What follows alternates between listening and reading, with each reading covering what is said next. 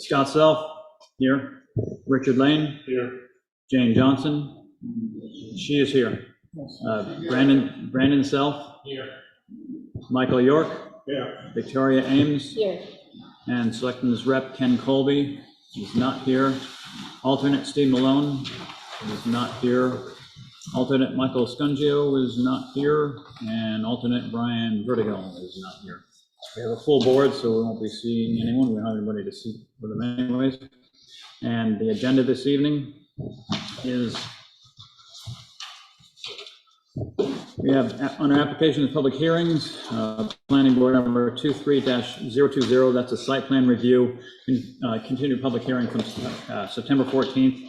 That's Fieldstone Land Consultants on behalf of All Purpose Storage Swanzey West LLC requests site plan review for construction of a multi-tenant services facility to be leased to various services businesses at 115 Base Hill Road. Subject property is currently shown on tax map 52, lot 16 in the rural ag district and the business district. The applicant has asked us to continue it to our next meeting, which is October 12th. So that particular item will be continued to October 12th. They didn't have the required information we needed for traffic studies. So we've got to wait for them to get that. So next item, planning board number 23-024, site plan review. Brickstone Land Use Consultants LLC requests a site plan review on behalf of Mara Properties LLC to construct a 14,000 square foot addition to their manufacturing facility shown at tax map 72 lot 98-2 at near 735 West Swanzey Road. Subject property is located in the business and residential districts. Upon finding that the application meets the submission requirements of the site plan review regulations, the board will vote to accept the application as complete, and a public hearing may follow immediately or will be scheduled for a time and date certain. Then under discussions and other business, we have zoning update, and we have a memo from the Conservation Commission, which we're going to just move to the head of the meeting. Planning board will just do that first before we begin the meeting. First of all, approval of minutes. We have the September 14th minutes. Does anyone have anything on those?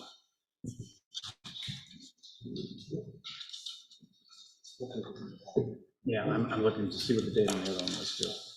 The basic one was the 20th. Yeah, okay, thank you. So if no one has anything on those, a motion to accept the minutes as presented is in order. Okay, that was a motion by Jane, seconded by Michael York. Is there any further discussion? And all those in favor indicate by saying aye. Aye. All those opposed? Okay, now we have the minutes of, let's see here, minutes of September 20th, 2023. And motion to accept those as presented was in order. Motion by Michael York to accept the minutes as presented, seconded by Richard Lane. Is there any further discussion? All those in favor indicate by saying aye. Aye. All those opposed? And I guess that's it, right? Make sure I got all the minutes here. 14th, 20th. Okay.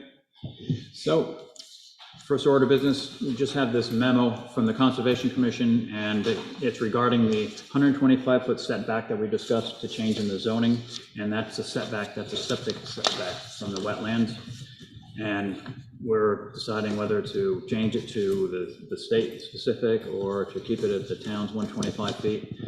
Conservation Commission, and I think you all have the memo there, they are having a wetlands evaluation done by a company, and they would like us to postpone doing anything on that until the 2024, until Moosehead can complete the study. Thank you. So that wouldn't be this year, that would be 2025 that we would probably be considering it. So anybody, any of the board have any questions on that? Motion would be in order probably, just to postpone deciding anything on that until 2025. I'll make a motion to postpone. Okay, motion by Richard Lane to not decide anything on the 125-foot septic setback until 2025. Is there a second? Second by Jane. Is there any further discussion? All those in favor indicate by saying aye. Aye. All those opposed? Okay. set that on the back burner. So up next would be planning board number 23-024, and that's the site plan review. Brickstone Land Use Consultants LLC requests a site plan review on behalf of MARA Properties LLC to construct a 14,000 square foot addition to their manufacturing facility shown at tax map 72 lot 98-2 at near 735 West Swanzey Road. And so this property is located in the business and residential district. And we will at the application and decide whether it's complete. If the application is complete, then we will go public hearing. Yes. Just real quickly. Just wanted to do my typical friendly reminder about everybody, as this is a public hearing, if you're interested in speaking, please come to the podium. There's a microphone there. We'll help you make sure that works. The other part of this, though, is you might notice we put the screen up. I did get a request from some of the members of the public at the last meeting to utilize the screen on the stage. Unfortunately, that larger screen wasn't ready for today, so it takes a couple people to put it up. So I put up the side screen. I don't know if that's something you want to try to do going forward or not. And I figured I would kind of pose that question to the board. If you think it's good, I can put it in a public computer now. The lighting seems kind of all right, but whenever Jim came in, it wasn't really looking good because there was a stream of light on the middle. So. And the use of the screen would be, you'd be able to put the site plan up on that? Yes. Yeah, I would say so, because it's hard to see it on that board. We've got our copies here, but none of the public can really see it. You have to go right up to it. So yeah, if we're on that screen right there, it'd be good. Is that all right? It's just a minute. We'll put it Okay. up. But in the meantime, we could just go over the application, see if it's complete, run down the checklist if you would, Jim. Is this microphone? I don't think so.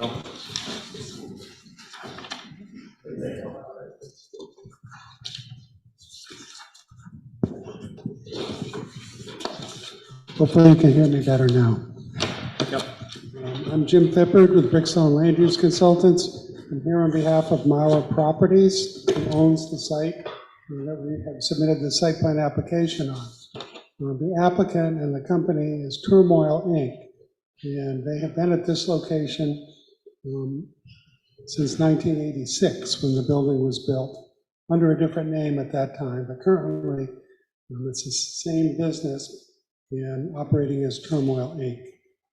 So they're proposing to construct a second building on the property, and that's what we've prepared the site plan for. So I'll go through the checklist real quickly for you. Just go quickly through the checklist and we'll decide whether it's complete or not, and then you can make the presentation. Okay, the name and address of the owner is on the cover sheet and in the title block on every page. Tax map and lot number is also on the cover sheet and on the title block on every page. The north arrow, written in graphic scale, 1 inch equals 30 feet, or 1 inch equals 40 feet on one of the sheets, appears on every page other than the cover sheet. The name and address of the plat preparer is SVE Associates. That's in the title block on every sheet in the plan set and on the cover sheet. The vicinity sketch is on the cover sheet. You all know this property. It's located at the corner of Route 10 and Perry Lane. Names and addresses of all abutting landowners is on several of the sheets in the set, but primarily S1 and C1 reflects all of the abutters around the property. The physical features and uses of land within 200 feet of the site appears on sheet S1. We've located all the buildings within 200 feet. The residential use exists at the end of Perry Lane to the rear of this site, and then all the surrounding properties are either residential or business uses. The perimeter boundary lines in the lot area is described in acres and square feet on sheet N1, the notes page. It's 2.61 acres, 113,692 square feet. Number 9, the shape, size, height, location, and use of existing structures on the site.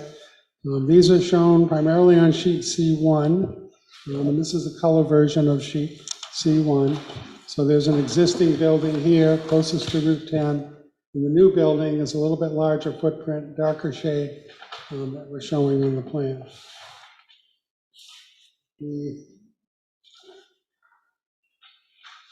Location, name, widths of any existing and proposed roads on the property. These are actually adjacent to the property. Perry Lane is here at the bottom of the page on sheet C1. Route 10 is on the right-hand side of the page.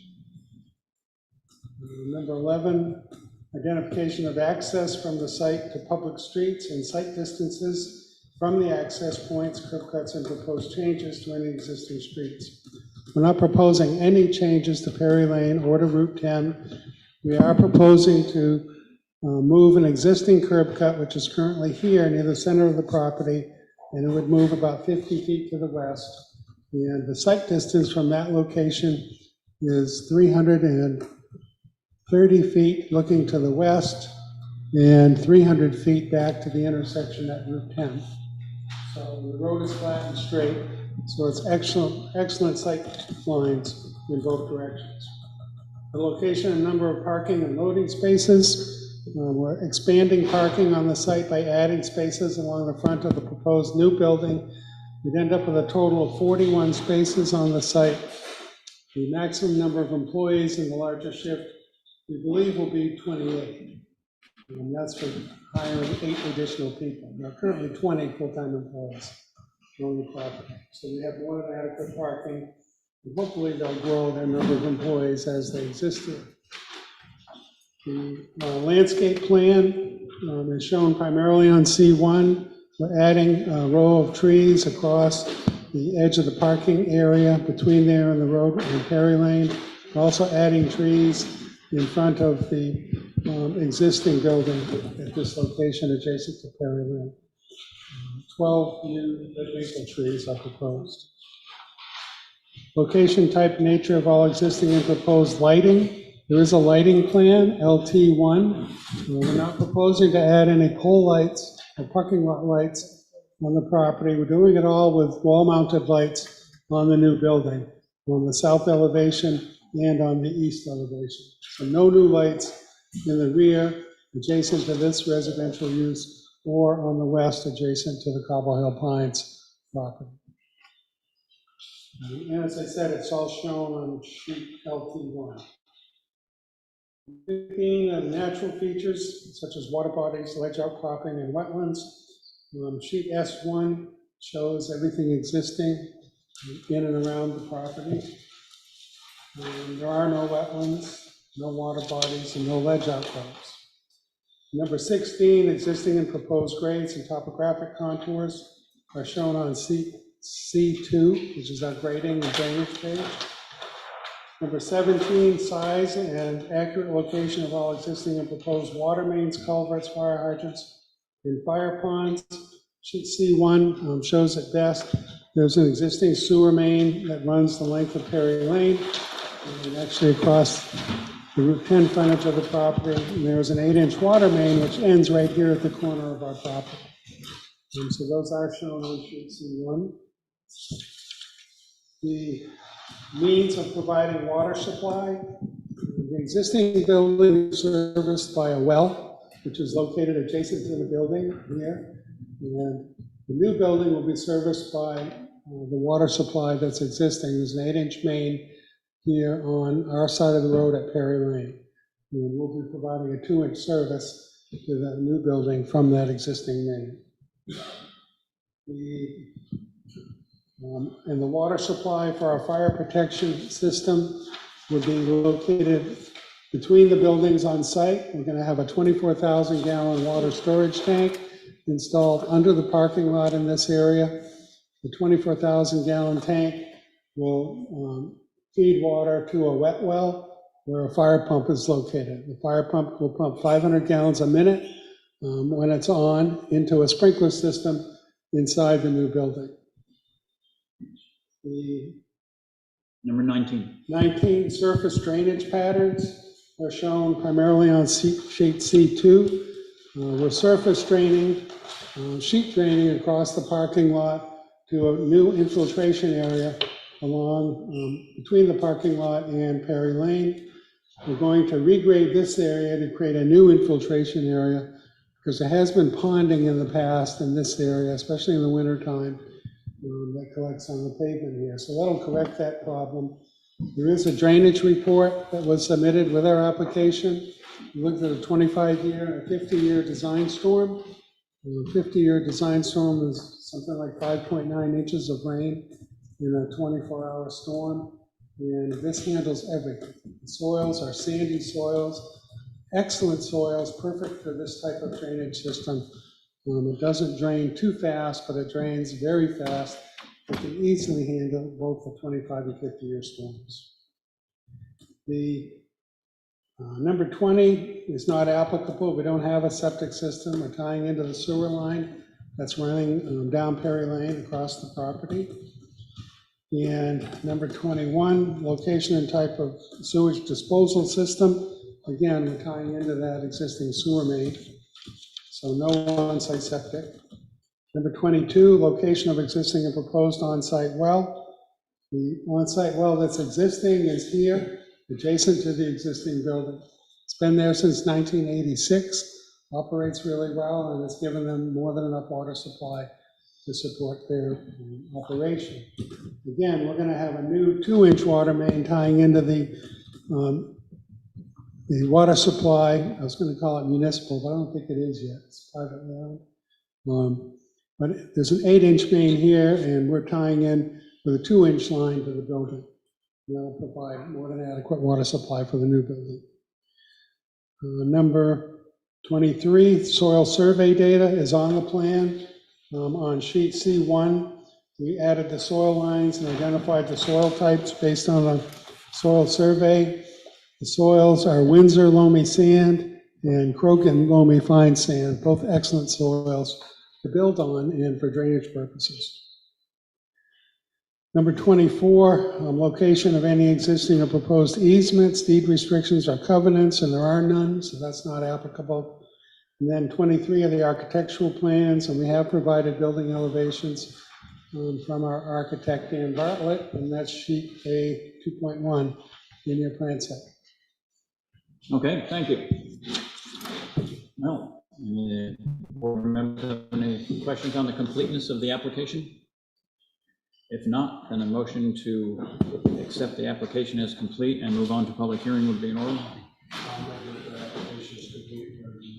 Motion by Michael York that the application is complete and ready to move on to public hearing. Is there a second? Second by Brandon Self. Is there any further discussion? All those in favor indicate by saying aye. Aye. All those opposed? Okay, then we're moving right on to the public hearing. I will open up the public hearing, and Mr. Fippard, just give your formal presentation of what's going on there, and Thank you. move on from there. Again, Jim Fippard on behalf of the applicant. What you're seeing on the screen is a blow-up of sheet S1. That's our existing conditions plan and what we're calling a demolition plan. And the only demolition involved is going to be the removal of pavement at an existing curb cut to Perry Lane, because we're going to relocate that curb cut to a different location. So I'd like to go to the next sheet.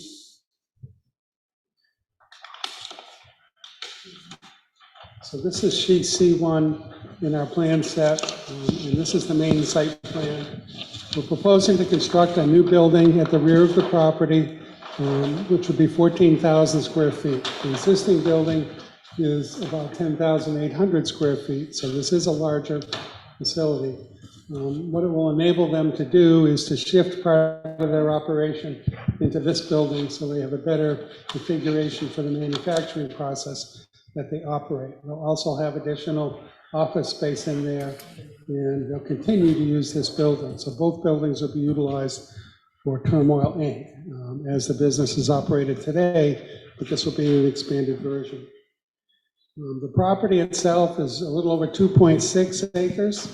The front portion of the property is zoned business, and here's the zoning line. There is a small strip at the rear of the property, which is in the residence district, and we are allowed to continue this use, a business use, up to 30 feet beyond the zoning line when you run into this situation where two zones exist on one property. So we've added a line, which is the 30-foot line, and show that all of our parking, the building, the propane tanks are within that 30-foot area or within the business zone. So we believe we comply with zoning in that respect.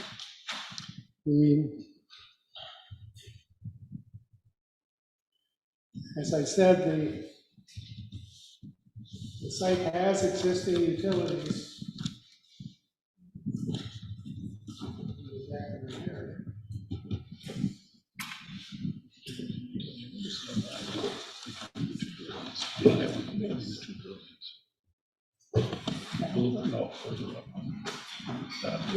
Just to your left. Let me go back to, Is that right? and I'm working from my narrative that I submitted with the application. Is that the system? I want to follow in your packet. 1,000-gallon water tank. The hours of operation for Turmoil are Monday through Friday, 6 a.m. to 6 p.m. So they have a staggered shift within that time period. The good news is that for employees arriving at 6 a.m., they're ahead of the peak hour, ahead of the hours when pedestrians would be walking down the sidewalk to get to the bus stop at the end of the street. So it actually fits very well in this location. Occasionally, they'll have hours on a Saturday if they're working to meet a deadline or if there are deliveries that are expected. But primarily, their days are Monday through Friday, 6 to 6. The curb cuts, there are 2 existing. This one, closest to Route 10, will remain. And this is a 2-way curb cut, entering and exiting.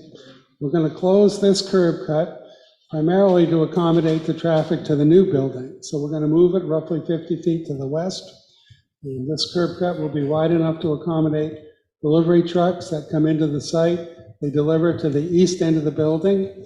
And so really no activity occurs on the west side of this site, other than a couple parking spaces and underground propane tanks. So there should be very little, if any, disturbance to residences that exist at Cobble Hill Pines. And that's intentional. We've designed it to consolidate the operation on the site. This way, there are overhead doors that can go back and forth between both buildings as they're producing their product or delivering materials. So it should work very well. Drainage and grading and erosion control. The site primarily drains toward the west and toward the south. And we noticed when we were starting the planning for this that there was some ponding that was occurring in this area where there's a slight berm and a landscaped area.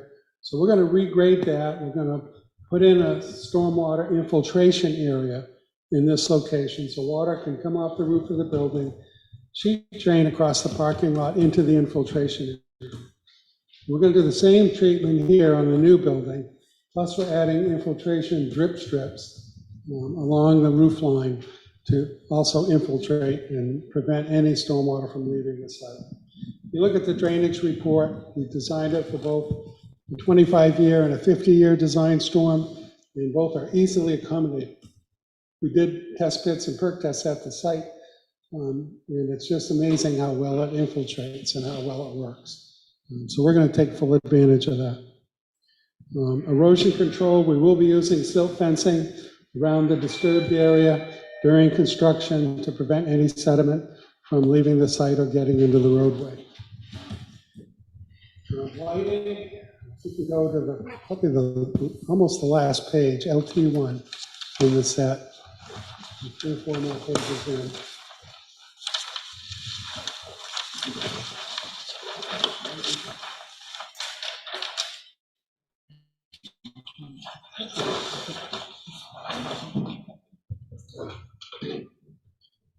Okay. There it is. This is the lighting plan. And what you're looking at, these lines are photometric lines. It's telling you what the light levels are based on the type of fixture and the mounting height. So we worked with a lighting company. This is all they do, are lights, and they provide this service for anybody. They would do it for the town if the town requested it. And they do it free of charge if you use their light fixtures. So we take full advantage of that. We didn't want to add a lot of pole lights here and create a bright spot on this corner of Perry Lane, primarily because there's a residential use to the rear, and Cobble Hill Pines is located at the end of Perry Lane. So we went with just wall-mounted lights. These lights It tells you what the light fixture is up here. They're mounted 9 feet above grade, so they're not high in the air at all. There's a row of trees here that are going to remain that should screen it very well from that residential area. But these light footprints, the photo candle footprints, show you where the light is hitting the ground. These are full cut-off LED fixtures, so they're not shining up, they're not floodlights shining out. These shine straight down, and they broadcast a little bit out into the parking area. So the intent was to cover the parking spaces, places where employees getting out of work at 6 at night. In the wintertime, it's dark out already, almost that dark now. And this provides adequate light for them to walk across the sidewalk, step over a curb, and get to their car safely without introducing a tripping hazard due to darkness. And we use the same fixtures in 6 locations, 4 on the south side and 2 on the east side. And that provides adequate light for their operation. The average light levels are indicated in the chart that's on the page. This is hard to read, but I want to say it's 0.77 foot candles, which is less than 1 foot candle. The light levels that we're in right now, I don't know exactly what it is, but this is probably on the order of 15 foot candles. So it's a very low amount of light, but that works in a setting like this because there's not a lot of other light around the area. Lighting is tricky. If you walk into a room and turn on the light and then open a closet without the light on, you're looking into a dark area from a bright area, and you can't see anything. In the dark area, there's just, your eyes can't detect it yet until you turn the light on. So on a site like this, even though this is a low level of light, because there's not a lot of bright light around it, it's adequate lighting for you to safely see where a car is, where a curb is, and it meets the safety levels that the Institute of Illuminating Engineers recommends. And that's what we go by. It helps us avoid lawsuits if anybody gets hurt. And I've been there. Our utilities, if we can go back to sheet C1, I'm sorry to jump around on you.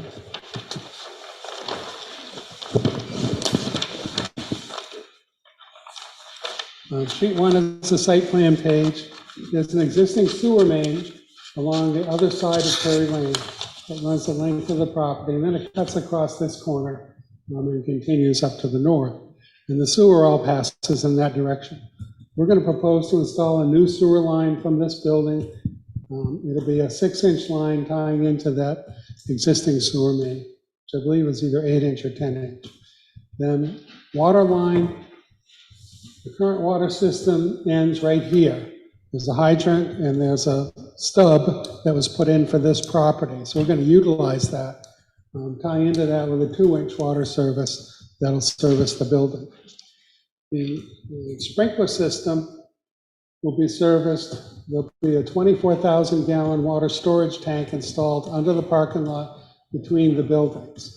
That tank will either be a concrete tank or a reinforced PVC tank, so trucks can drive over it, you can park over it without causing a problem. That tank will service a wet well, which is located here off the edge of pavement. The wet well is fairly deep, it has to be, to provide enough cover over the tank. And the tank itself is almost 10 feet in diameter, so the wet well gets pretty deep. In the wet well, we put in a fire pump, a submersible fire pump, that'll pump 500 gallons a minute into a sprinkler room located in the building. So the entire building will be sprinklered, and will have that fire protection up to 500 gallons per minute. There'll also be a dry hydrant connected to the tank that's extended over here next to the driveway. So if there is an incident or a fire at the property, the fire department can come. They'll rely primarily on our system and the sprinkler system. They can also tie their tank into the dry hydrant and feed it to keep adding to the water supply. They usually come to a fire with up to 10,000 gallons. Other towns are called, they bring their tanker trucks as well. So that system is tested, it's used in many different facilities, and they work pretty well. The main purpose of the sprinkler system, and you all know this, It's not to put out the fire, it's to slow it down enough so the fire department can get there. And the fire department will deal specifically with the location of fire and get the fire out. So we are complying with the building code. I think the fire chief will be happy with this.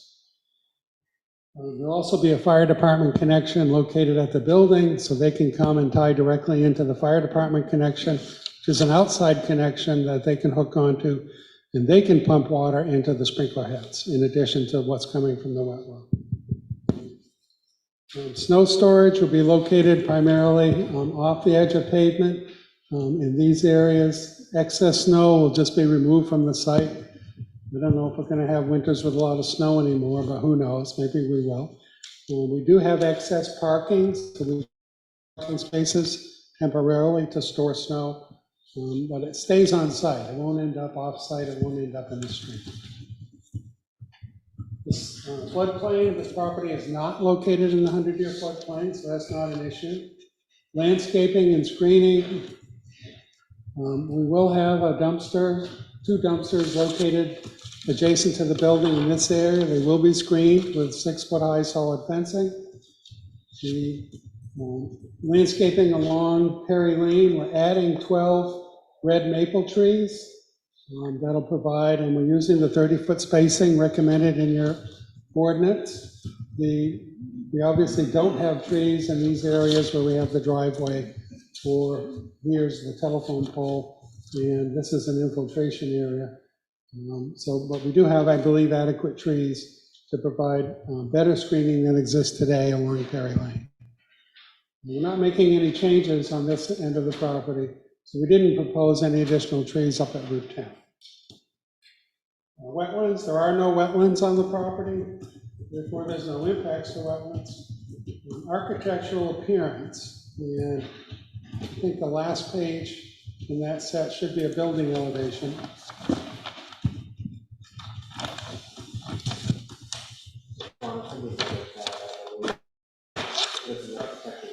Yes.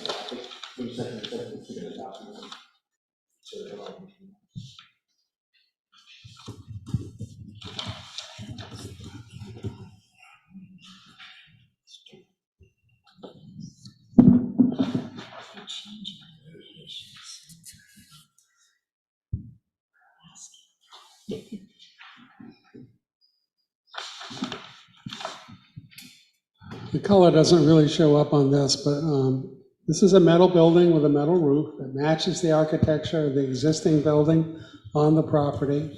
The building, the eave height is 14 feet, so it's just over 20 feet at the ridge. And Julius was right in his staff write-up. The building is 80 feet by 175? 175, that's correct. It'll consist of, this is the elevation facing north, which is the back of the building. Opposite Perry Lane is the front, I'll call it. On the front of the building, this is the front elevation. So there are windows up high to let natural light in, but they didn't want to lose wall space at windows because of the manufacturing operation, so there's no windows down low in this location. There are windows at normal pedestrian height within the office areas. So they have an entry vestibule here, which will be an accent color, probably a rust color. I apologize, the colors on our plotters are just hard to get accurate. I was hoping I could get a sample, but they didn't come in time, so you can see the actual colors. But the siding is intended to be a light blue. This is pretty close to what a sample would show. On the end of the building, facing east, this is the overhead door that would connect to allow access to the existing building. And then there's the same lighting plan for this east elevation. On the west elevation, this is the elevation closest to Cobble Hill Pines. There are windows at pedestrian height because this is primarily office areas. So there's not a lot of activity or action that would go on in this location that would cause a disturbance. It's just a normal office setting. So this is the building facing north, which is the back side of the building. And again, you have window lights up high. and then pedestrian door here, office windows in that location. So it's pretty straightforward, very simple design, industrial building. It's meant for a function more than it is for aesthetics, but I think it fits well in this setting and will complement the site. If you have any questions, I'd be happy to answer. Thank you. I have just a few questions on, first of all, you've got a 6-inch sewer going in there. How come so big? How come it's 6 inches out of there? Primarily for maintenance, 6-inch. You probably don't need 6-inch. I bet we could get away with 4-inch, but for an industrial use, I like to oversize the lines just so we have more than adequate protection and can prevent any blockages. They don't produce a lot of discharge with their operation. It's primarily the bathrooms, and I wanted to allow for future growth as well, so I went with 6-inch. Well, with it being 6-inch, I think it's a better idea if you core into that manhole, SMH2. It's just a little bit to the east of where you have it saddling into that pipe. That's an 8-inch pipe, I think you said down there, 8-inch or 10-inch saddling into that. Right. Generally, the commission, sewer commission is non-existent anymore, but it's on the highway department Okay. now. And they may be wanting you, and I think it'd probably be a good idea if you cored into that manhole and just put a 6-inch in there. We Instead can of make that 4. change, yeah, that's fine. Yeah. Every town we work in seems like they're different. In Keene, they don't want us tying into manholes. They make us cut the line and tie it and put a TY in the line. But certainly coring into the manhole is not a problem. Well, we do here usually with a 4-inch line, lateral like that, 4 inches is saddled onto the main line there, but something larger than that, especially if there's future expansion, you may get more Okay. flow there, better to. Yeah, we're happy to work with what the town prefers. Let's see. Let's see here. And the wet well, so that's going to have a submersible pump, so that wet well will be at level of whatever the water level is in the tank, correct? That's How correct. it's going to work? Yep, Okay. as the tank level goes down, Yeah. the water level goes Wow. down, but the well is deep enough so the pump is always underwater. And is that how you fill the tank, or the tank has a separate fill on it? No, the tank will have a fill. You can't see it on that plan. Yeah, there'll be a manhole cover at grade, and that's how we fill the tank. We call a water truck, Yep. and the tank comes in. Okay. 7 cents a gallon. Is it Today it is. today anyway? Let's see, I don't think I had any more questions. I might have had a few, but, and the rest of the board have questions on it.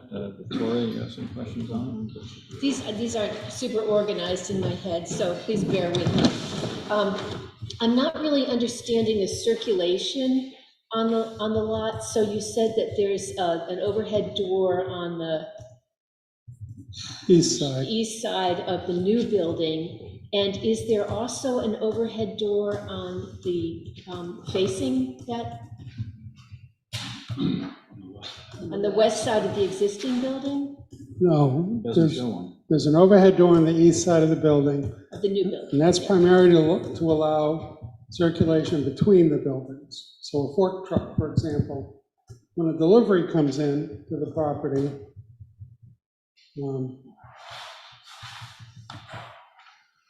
they'll primarily come in the westerly curb cut, and deliveries usually are on flatbed trucks.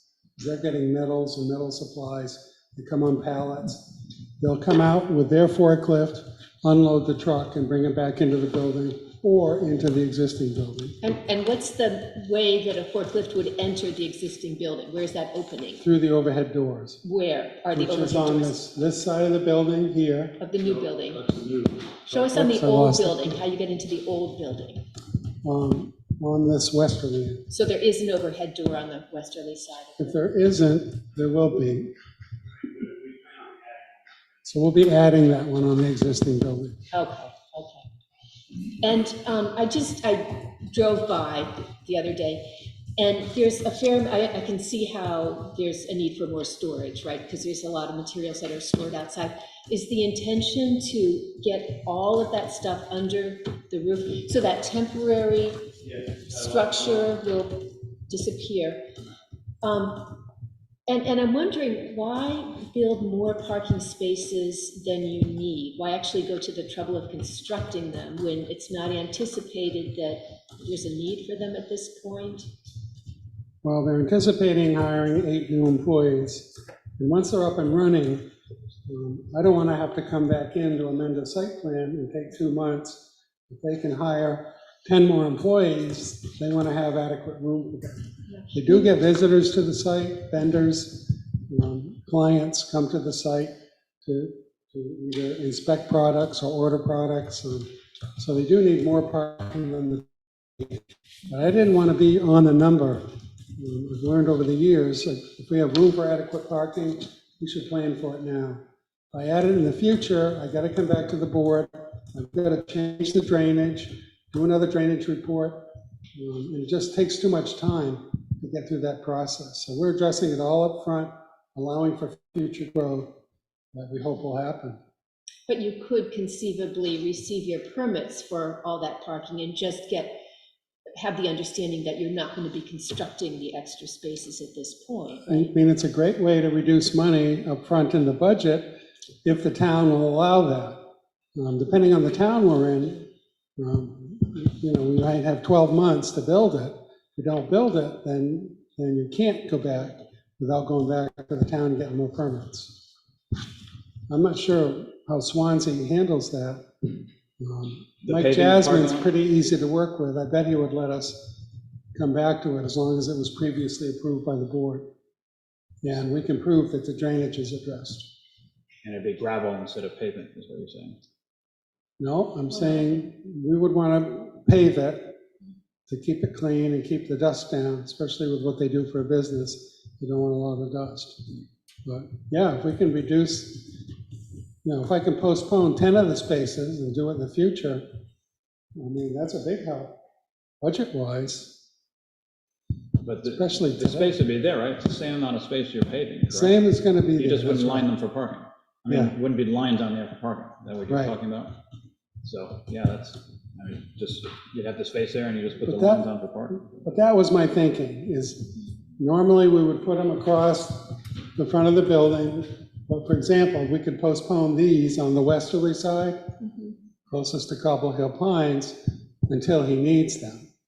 And as long as Mike Jasmine and the building department are comfortable, we could do that as a future phase, without having to come back and go to a public hearing and apply for more permits. Yeah, as long as it's shown in the plat, then you won't have to come back for a modified. site. Okay, We got very similar, we just did that last week actually, so we're going to reduce parking, pull them all, very similar to market basket. So have you flagged is it the northern property line? If I were to walk on the lot, I didn't go into the woods to try to find, just followed that dirt road and. I couldn't yeah, the find- surveyor told me the pins are there. Okay, We didn't put stakes and ribbons out. okay, For some reason on this site, we had stakes out earlier, and they were all either pulled out or removed. right. I don't know if it's kids or who it is, but So it seems to me, in looking at the overall area, that the residential use that will have the greatest impact of this expansion is, this is map 81, lot 7-3, which is owned by the Judith Perry Trust, which is the big field. So it seems like we need to make sure that the buffer that is required in our regulations is actually on the land of this property, and not that we're using, you are buffering your use, right? It's not up to her or her trust to buffer that use. So it wasn't clear to me at all, which of those really tall pine trees are actually on this lot or on the adjacent lot. And it doesn't look like there's an awfully deep wooded buffer when you account for the drainage that's required, the drip edge drainage and other infrastructure that's in the rear of the building. So can you address how much actual buffering there is between this use and the residential use? Yeah, I mean, in talking to Mike Jasmine, the 50 feet is required from our building to the residential building, Yeah. not from the property line. It's from building to building. Right. And we do comply with that. However, if the board feels additional screening would be necessary, I looked at the pine trees too. A lot of them are on this lot, a lot are on the adjacent lot to the north. I mean, we could put a fence up along that portion. But I really don't think this is going to cause disturbance for that area. All of the activities will occur inside the building. That's where the manufacturing occurs. That's where the noise is generated, inside the building. We don't do anything outdoors other than unload a delivery truck that may be making a delivery. And that'll all occur here between the buildings. So I just don't feel this is a noisy operation at all, and that'll result in a problem with the neighbors. And if it is a problem with the neighbors, I would address it with Ray and say, Ray, we got to put a fence up. We got to beef up the screening here, and we got to do a better job of screening the noise so it doesn't bother the residents next door. Excuse me, it's not. Yep. Question for you. If the abutter objects to this site the way it is now, instead of the 50-foot separation, it has to go to 150. Why is that? Yes, it's in our in the regulations, and this is, I'm referring back to a case that I got involved in. If the abutter objects to where the building is going, or whatever is happening there has to be 150 feet distance before there's any alteration of terrain or any change to the property that's involved. Yeah, I'm not familiar with what you're referring to. It's in our zoning or it is not in our zoning? Is it in our I zoning? believe it's in an RSA. RSA, Yeah, and I would have to have time to go and look it up again, but I know that Mike and I got involved in this yeah. a while back. And so I don't know if anybody has objected, the Perrys, I don't know if the trust has objected to your proposal, but if they have, then you've got a problem. But you're gonna have to be more than 50 feet off that line. Well, for now, it's set up to our current zoning, and yeah, unless they do object at the meeting here, or if we continue it, however. No, not right now, but yeah, in the meantime, at some point, you could look that up for me. I'd like to see that. But for now, it meets our zoning there. Go ahead. That might be under 155E. I'm familiar with increased setbacks adjacent to properties where the abutter objects. In the 155E, which is a gravel one, though, pit. isn't it? That's a gravel, yeah, excavation. That's a gravel pit. 155E. Then you're required to stay further away from the property line of the objecting abutter. I'm familiar with that. Me too. I'm not familiar with anything in town regulations or state regulations that would require the building to be more than 50 feet away. And we can't be 150 feet away. If we lose 100 feet of usable land, we're done. Yeah. We So, can't build this No, building. I understand, I'm just bringing up the point, that's all. so anyways, getting back to the site plan, you're presenting it as it is, 50 feet Yes. from any building there. or And I actually believe more. we comply with your zoning. So on that back part, just a second, on that back part of it there that we're discussing, that would be the north side of the building there, then are you gonna clear cut the trees all the way up to the property line? No, You aren't? no, How much you gonna we'll do leave? the minimum clearing necessary to put in this infiltration strip. Yep, And then because of the elevation of the finished floor of the building, there's a little bit of a slope down. So we'll do the minimum necessary. so you'll have, let's see, years I can tell, 10, 20, almost 30 feet, you'll have no, 10, 15, yeah, almost 20 feet. About 15 feet maybe. I believe that's correct. Undisturbed vegetation there? Yes. Okay. So the specific criteria in our zoning, in our site plan review regulation says any lot bordering a residential zone or an existing residential use shall have a landscaped buffer between any buildings and the residential zone or use. And that buffer shall be 20 feet deep and shall contain shrub and ground cover plantings in addition to trees. But the thing about that is that this only encroaches into that residential zone by 30 feet, and they're allowed to do that within that 30 feet. The rest of it's bordering a business zone. Okay, so we don't That Perry property, concern that's, ourselves with, that Perry property is a Okay. business use, okay, not the residential. okay. So what I just said pertains to the section that is adjacent to Cobble Hill Associates. Oh, yeah, right, yeah, over here, Yes. yeah, right there. So, yeah, getting to that buffer on the Cobble Hill side of it there, looks like you're going to have, maybe 25 feet of undisturbed buffer there. Well, I'm you can just see that, measuring out to where you show, the edge of the tree line there. right, if you look at the setback line, that's 20 feet. Yeah, So this is just short of the 20-foot setback area and that that's we're gonna leaving be- all natural to remain, trees. those trees are gonna stay there. Okay. Put that in, please. You might try to take down some of the big pine trees. You've already started to take them down in that area out there, they're falling down and big bad winter storms. Yeah, give They've that. been cutting a lot of those big pine trees down, and I think it would be safer to take some of those big pine trees down, plant lower, like arborvitae's or something like that, it would be a nice look there, I think. I hear you. Yeah, those pines have once their life is over, they're not good. But yeah, it has to remain a buffer there that's shielded from the residential use area. So in your building there, in your manufacturing process, what type of coolants or things like that do you use? What I'm getting at is that the Swanzey sewer ordinance doesn't allow any industrial waste to go into the sewer system whatsoever. So if you're using coolants and things like that, No, we're not. And we have a laser, but it doesn't use any coolant, it uses nitrogen, so it's not, oh, okay, nothing liquid. yeah. Machine, and and would you state your name, please? Ray Anderson. Ray Ames? Ray Anderson. Anderson. Okay. Anderson. Anderson, thank you. And that goes for the other building as well, right? Yes, sir. Yeah, what you're using in there. Okay. Other board members?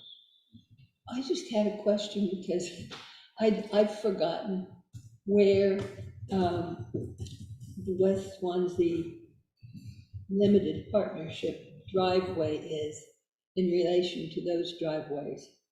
What is the limited partnership we're talking about? Across Perry Lane, where's the Oh, the apartments? Oh, driveway? that's okay. Where is there only one that's down to the west, or are there others up this way?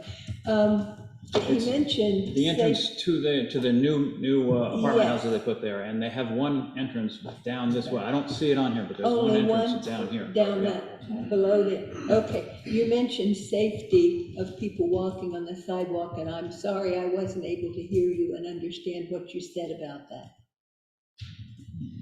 When I was talking about traffic, the hours of operation for turmoil are 6 a.m. to 6 p.m. So most of the employees are arriving early in the morning, between 6 and 7 a.m. And that's before school children will be walking down Perry Lane to get to the bus stop at the end of Perry Lane. I think it's a new sidewalk that's on the opposite side of Perry Lane, not on our side of the road. So there shouldn't be any pedestrians on our side of the road. So I think we won't interfere. I just hadn't heard you clearly. So I'm sorry. Thank you. So those wall-mounted lights that you were describing on the new building, do they already exist on the old building?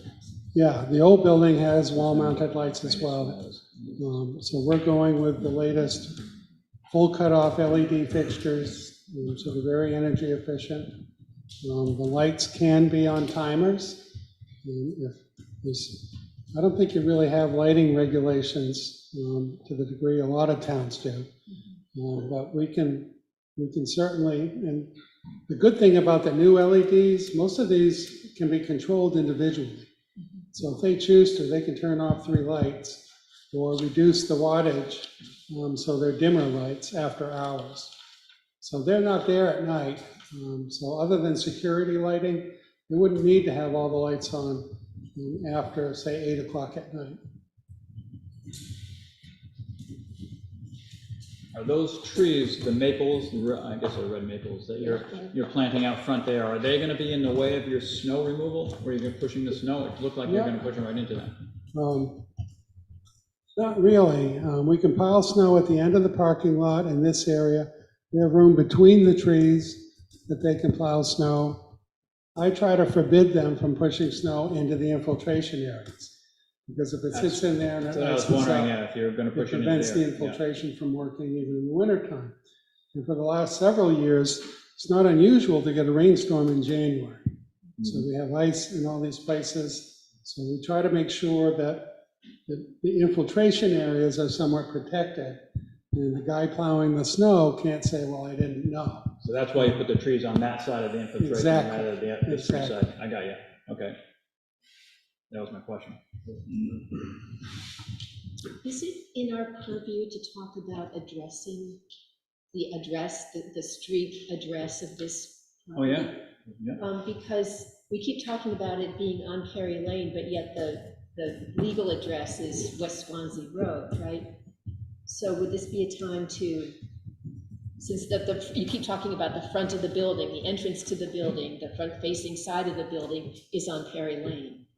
Right, and Perry Lane is where the access is permitted. New Hampshire DOT won't allow us to have a curb cut onto Route 10. We've got some slopey stuff. But they don't want another curb cut on Route 10, and they control that road, not the town. So that's why the existing curb cuts are on Perry Lane. We wanted a curb cut better aligned with the delivery area. So that's why we called for removing that westernmost existing curb cut and building the new one in a better location. And they're presenting the site plan as this is the front. In our regulations, it says that if there's a discrepancy, 2 roads, that whatever the developer decides the front of the site plan is to present it to the board, that's going to be the front of the building there. So, and they have the choice of Route 10, or they could still say that's the front on Route 10, even though they're on Perry Lane access if they wanted to do that. But they're saying their frontage is on Perry Lane, and that's where their access is. And I'd agree with that. It's frontage, as far as I'm concerned. You have the determination to do it either way. The infiltration system that you have, or proposing, you're adding quite a bit of pervious surface. You're going to have runoff from that building. And you're saying already that you have standing water to the east side of the entryway into the complex. Right. And in order to put that infiltration system, the holding ponds or whatever, you're going to be excavating. That's correct. So you're creating a pond or potential pond. If your slope is to the street, perhaps backwards, why would there not be standing water more than not? Yeah, the ponding that's occurring today happens because the water can't get to the sandy area. There's a berm in this area and some plants that prevents it from going any further. So it collects along this edge of the pavement. So we're going to regrade this. We're going to excavate this area. This is shaped as a shallow depression, and we build our infiltration system. We excavate down into the sandy soil. The water table is very deep here because of the sandy soils, and we'll come back with stone and fabric and build a formal infiltration system with a little bit of collection area at the surface. So that prevents water from running into the roadway, into the right-of-way, and it infiltrates it all on site. So we went out and did test pits to verify the condition of the soils, the depth of groundwater. We couldn't find groundwater, it's just too deep. And it's perfect sandy soils for infiltration. This will work really well. And on the C2 plan there, you can see how the elevations go and how they have it sloped towards both ways towards that storm water infiltration ditch, both sides there, and the street is slightly higher. And it'll slope into both of those ways there. So are you gonna dig up some of the pavement that's there now, you mean, to regrade that parking lot, or you have No. nothing? We're gonna leave that alone. We're gonna remove the existing driveway, remove all the pavement and the gravel and add loam and seed it, and then we'll build a new driveway here. But this will remain as it is, provided it doesn't get disturbed during construction activities. And we'll put in a better drainage system adjacent to it to handle that runoff. I did see the comment from Public Works or the Highway Department, and we did increase the size of the culvert under the driveway to 15-inch to meet your current standards. And I wanted to mention one more thing in the staff memo. They listed all the permits necessary. EPA Stormwater Pollution Prevention Plan, we call them SWPPs, SWPPP. That is a requirement. Sewer connection permit, I agree with. The town sewer connection permit, yes. Alteration of terrain, no. We're not even close to the threshold. We've got about 40,000 square feet of disturbed area, and the threshold is 100,000 square feet before that permit's required. And yes, obviously, we would need a driveway permit. I did contact New Hampshire DOT about whether we needed to do anything for them. And I spoke with Frank Lindenbringer, who's the driveway supervisor. He handles this area as well. Because our level of traffic is so low, nothing is required by New Hampshire DOT as long as the driveway is on Perry Road. Any questions from the public? Here to question, but asking. Board members, anything more from the board members? There's a question for me. So this is kind of for the owner as well. I think that's one of the discussions that kind of piggybacking off Victoria here from emergency response was explicitly pointing out that I think we have lots of right in the corner here. I believe your address is off of Route 10 currently. It's difficult to respond. So I think this would be a level time perspective, look into changing the address to be off of Perry Road. If that's concerning about that. We would pass that to the post office. The post office, I guess, to go through, basic fire departments, and actually dedicated. So there's a process to it, but I'm just checking into this is a appropriate time. If you're okay with that, and we can put that as a part of the change. I don't think we should put it as a part of a condition, we don't know what the going to say about it. That can be pursued later on between the property owner and the town of Swanzey, but site plan review. Yes, So, It's actually, it's a 911 process. Yeah, it's a that 911, Mike yeah. Drive's going to be doing, and the post office has to comply with the 911. That's good. It- I think they might put that in voice so they can like, state an opinion on the matter, but you're correct. 911 is done internally by the town. It's not done to my knowledge. anything else from the board members? On this plan? Just one comment on that point, if we change your address, that's fine, I know there's probably internal business stuff you would have to deal with, right? Right, website and all But the perhaps, printed material and everything else. but perhaps there's a sign on Route 10 saying, whatever your current address is, don't, pointing down Berry Lane might suffice. We'll reach out and we'll just say, I just want to point that out. Yeah. That's something they would. Okay, so if we approve it, the conditions would be, of course, all the permits that we were just talking about there. And of course, that the fire department has to sign off final approval and building inspector as well. And we also talked about, if you're gonna put in that 6-inch line, if you core that manhole and run that line over there. Now, that can be a condition which you'd have to come back to the board with, or, let's see, or this can be continued until the next meeting, you can put it on the flat. I don't know how the board wants to do it or how you would want to do it, but there are two different things. It's something that, Either way, we have to come back to the board, right? well, for the administrative ones, like the permits and that, you don't. We could close the public hearing out and you wouldn't have a compliance hearing because of just the permits.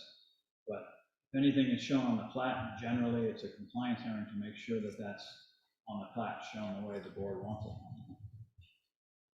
Um, So the compliance hearing means that everyone has to be notified again and all that business there, and you set it all up, What if we reduced it to 4-inch and went in and put a saddle in there? and then put in the saddle and tied into the main? Let's see, how about this? You talk to the Public Works Department, and the board will be fine with whatever the Public Works wants you to do. Okay, Do it that way. Okay. So there's paper with, for example. It would be, administrative, it actually would be up to the DPW now, because they're in control of the treatment plant, so the planning board will be fine, defer to them, whatever they want done with that there, and then just an as-built of the plan, showing what you did. Do we, Jane? this was saying, the south, the Perry Lane side of the new building. Are we, required to ask the 10-foot,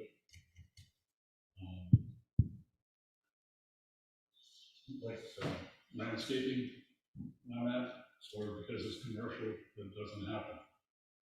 Because I don't see anything there at all. Oh, landscaping buffer around the building for where, From the parking area to the building. where public, access to the building is what you're talking about, isn't it? 10-foot Basically, landscape strip Perry there. Lane side. Yeah. The regulations, the site plans shall provide a landscaped area around the sides of buildings with public access or that are visible from the public roadway. Such landscaped area shall be a minimum of 10 feet deep, and shall contain shrub and ground cover plantings in addition to trees. Okay, so what they're showing there is, looks like a drainage part of it there. It's 10 feet, but it looks like all drainage stone in there. So it's up to the board, whether the board wants to see a landscape strip in there with the trees and shrubbery,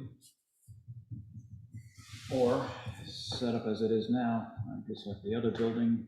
Let's see how the other building is. I don't recall whether they have landscaping on there or not. Anybody else? There's No landscaping.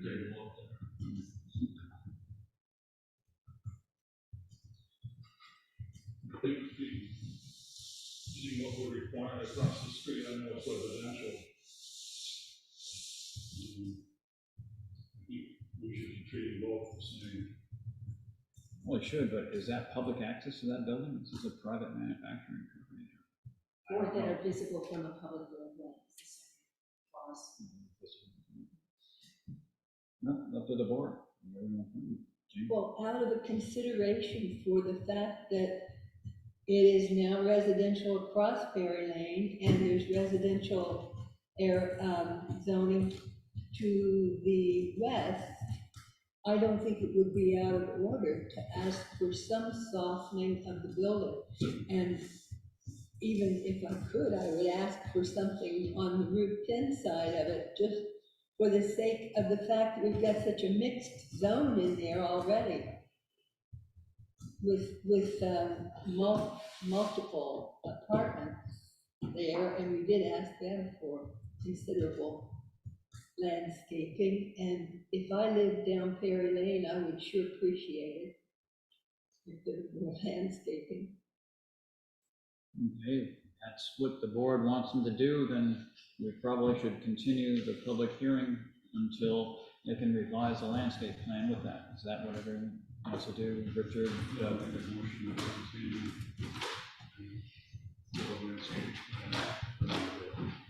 Let's get it nailed down before we do that, exactly what we're going to do. It's a 10-foot landscaping in front of the building with shrubbery and tree. And that would be on the Perry Lane side of the building, correct? Because that's facing Perry Lane, facing the street. South, thank you. South side of the building there. Is that what we're talking about? South side of the building, okay. So,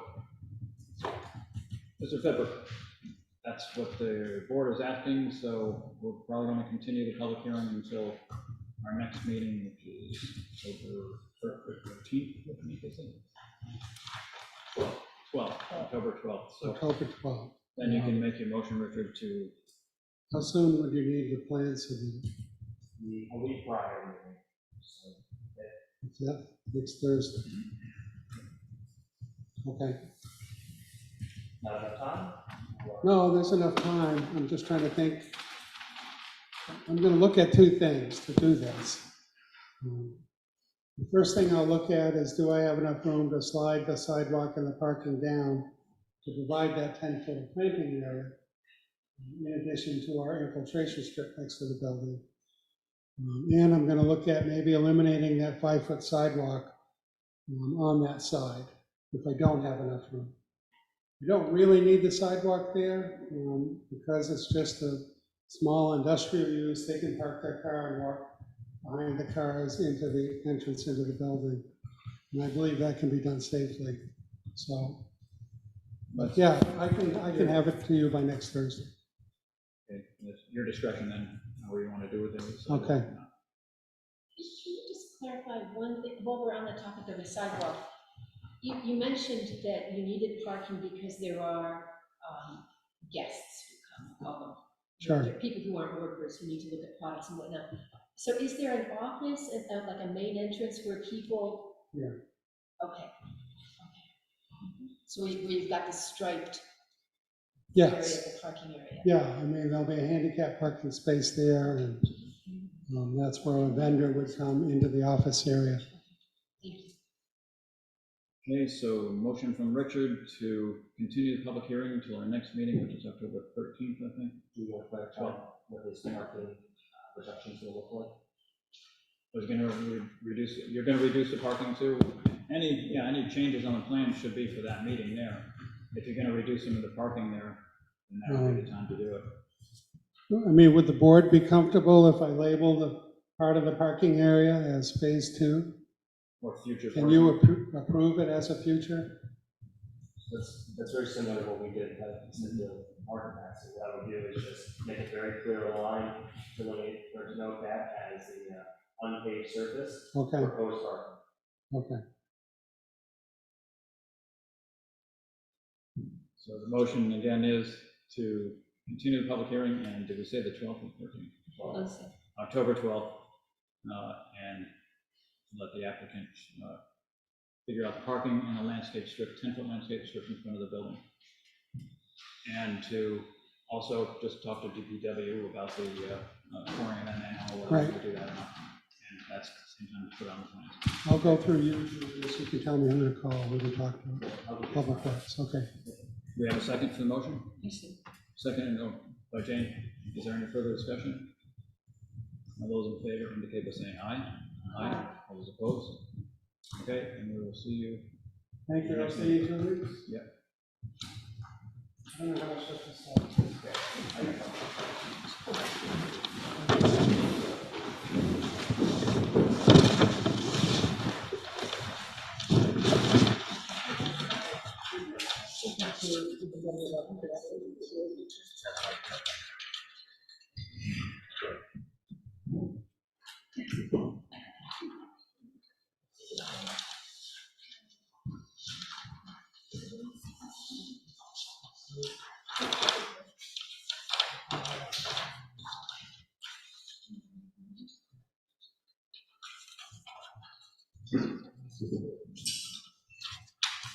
Oh, so something you might notice as well about this public hearing, particularly the Department of Energy. So it did look different. What we did was, for some of these larger projects, I pulled all the department heads into a meeting. We sit down, we start talking about the projects, we do it all together collectively. And then I put together the language and then I'll put it out to you, just so you have an idea. Okay.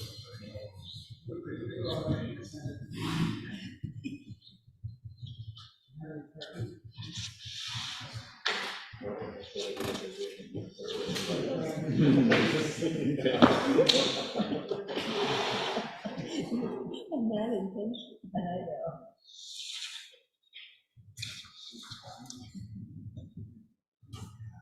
Okay, that brings us to zoning updates. Do you want me to, I have a couple of requests, actually, some other comments. And what are the requests? Oh, sorry. Sorry about that. Jamie, I'm supposed to be using this one here. You hear me a little bit better now or no? Yes? No? Am I loud enough?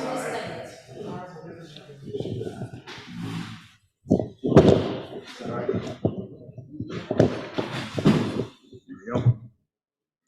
And what were you saying, Julie? So I received a request from two businesses in town that we approved site plan applications for relatively recently, both of which have concerns with IP approvals in some way, shape, or form. So the first one is Frog Brewing, if you remember that's on Route 10. I'm sorry, what was the name of it? Frog Brewing. Oh, yes, okay. And so Frog has had a number of larger events on sites in the last couple of weeks. But just let me hold you right there. This is, because it's not on the agenda, right? What we're doing here, this is something other than the agenda. So let's do the zoning first, because that's on the agenda, and then anything later on discussion, we'll do it then. to that. Okay. So we're going to move on to the zoning update. And that has to do with the new zone, mainly the new zone, which would be business, Village Business District 1. And that would be for North Swanzey that we had that meeting about a few weeks ago there. And we just have a listing of the proposed uses in that zone. And there is a little map here as to where we're talking about having the zone. So we're just confirming what the uses would be, and I'll run down them. The uses would be single-family dwelling that would be permitted, and then a two-family dwelling on 1.5 acres unless public sewer, that's a special exception. Attached accessory dwelling unit, that's permitted use. Detached accessory dwelling unit, that would be a special exception. Manufactured housing on individual lots, that's permitted as right. Now it says here multifamily dwelling, 1 acre first unit, 1/2 acre for each additional, but I think we had said that we weren't gonna have multifamily in that zone. That's correct. Didn't we say that? So let's cross that right out of there. That's not supposed to be there. Okay, the next use would be accessory buildings with a footprint 1,000 square feet or greater, or in height more than 25 feet, that's special exception. A bank or financial institution would be allowed. Home occupation, home-based business would be allowed. And let's see, personal service shop or service establishment would be allowed. Professional business office would be allowed. Restaurant would be allowed. Retail business would be allowed. And let's see, daycare facility under a special exception would be allowable use. A bed and breakfast facility, and that would be permitted with a specific maximum occupancy, which should be done on the site plan review. And let's see, recreational facility conducted as a business only when such activity is conducted indoors, that's a special exception. And the last would be accessory uses clearly incidental to the permitted use. So, yes, sir. Yeah, so I think in our discussions, we decided that 21 banking financial institutions was not permitted as well. Did we, financial institutions, where is that now? Let's see. 21. Oh, number 21, you said, okay. Bank of financial. Okay. All right, so we crossed that one out of there too. Which one is that? That was bank or financial institution, that would be right there, number 21. Cross that out. Yeah. There would be one. And what else did you have, anything? Julia's asked me about bed and breakfast. Yep. So that we decided to be decided based on the number of parking spaces. Yeah. That's part of the site plan review. Mm-hmm. I was making sure that was still correct. Okay. So, anything else we missed on that particular part of the new zoning there? There are a few other things in the zoning that we're going to change that don't pertain to this. So I think we have all those pretty well. Now, the others were, for now anyway, I'm sure we'll have more getting to the end of the year. And what did we have there? Did we? Is that taken out? The zoning map of the town of Swanzey dated September 1st, 1947, are we adding that in there? Yeah, so what I'm trying to do with this section here, and I actually don't think it's showing the full piece.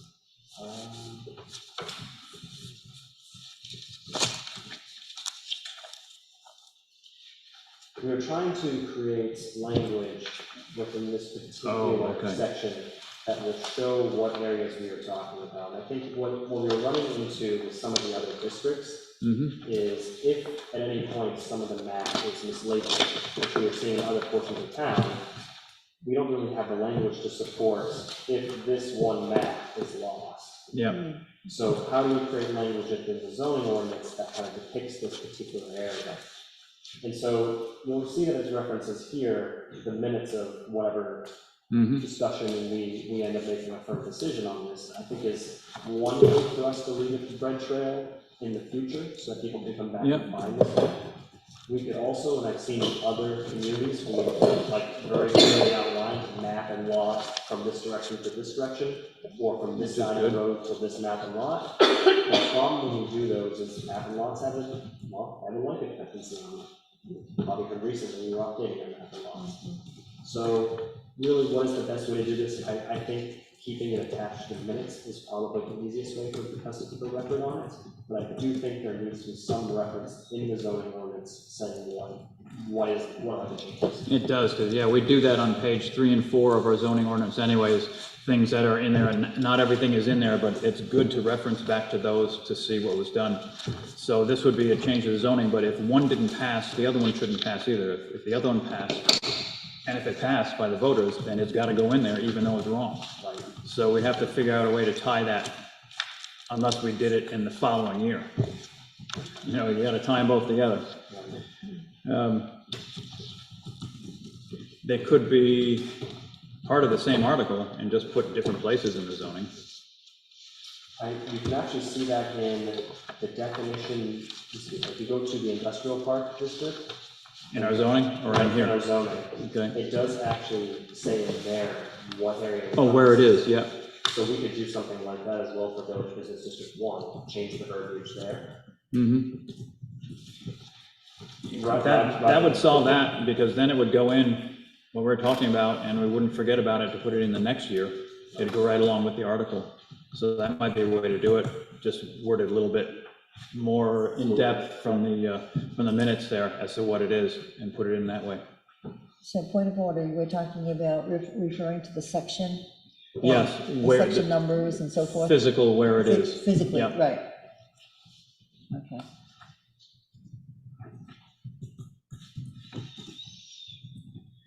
And let's see, we were just changing the location of the definition of Village Business District 2, moving it from, I think it was item 11 here, in the description of districts, and we're just putting it underneath business district. It should be kept with all the other business districts anyway. So that's just moving the same wordage, which would be a new number 5, which says this district is intended to provide a compact area within which commercial, industrial, and business use may function. And that would just be moved to that part. So we aren't adding much in there. Removing it as number 11 here. Let's see. Oh yeah, we had to add in about the attached accessory dwelling units. That's, I'm not sure exactly which section it is, but we've got number 5 there in our packet there. And just adding in attached accessory dwelling units shall be permitted on rear lots under the provisions of section 3AA accessory dwelling unit ordinance amended March 2023. And that's the result of an RSA, I believe, isn't it? Yes, yeah, Sarah found that, they did a recent update on housing regulations. Yep. And section 5, we already went over. This is just showing where we remove things from the section 5 Village Business District 1. So there was an error in there now then, because the hotel motel, I crossed that out, that needs to be added back in. No, it's crossed out. Hotel motel, we don't have hotel, bed and breakfast we have in there, Oh, just but the not bed hotel breakfast. motel Okay. isn't in there. And the bank, let's see, is the bank crossed out? Yeah, banking is crossed out in there. Okay. Can we go back where we define the Village Business District 2? you say it's intended to provide a compact area within District, which, yeah, go ahead. we don't have any industrial uses in that, we are not permitting really any industrial uses in that district that I can see, We according to our are, list. because it's the mill. The village business too, Okay. I think it's just the mill complex Just the down mill, there. okay, So okay. all okay. that was put in there so that they could Okay, get sorry. as much use out of that building as possible. Sorry, I was thinking it was this new. Yeah, no, it's not the Okay, one, Okay. not the one. Sorry. Okay. Oh, I can all over that. Now, let's see, get that out of there, and what is this? This was in business district, I recall, I don't see it here, but in business district, and it had to do, it said 1-family to 2-family dwelling versions that do not change the footprint of the existing 1-family dwelling shall be considered a permitted use in the business district. There we go. We're just allowing that to, somebody had a regular home, they wanted to make a duplex out of it, it's an allowable use, as long as it didn't change the footprint. And so we had just on that A about the daycare facility amended March 2023. We talked about the vehicle charging stations allowable, Where is that? that's right below the multi-family. Oh, there it is. Is that the amendment that we're referring to on A? Yeah, that's, Or not? that's an addition, it's another. Okay, yeah. Yeah, addition is retail electric vehicle charging stations, and those are an allowable use in the business district, what we're talking about there.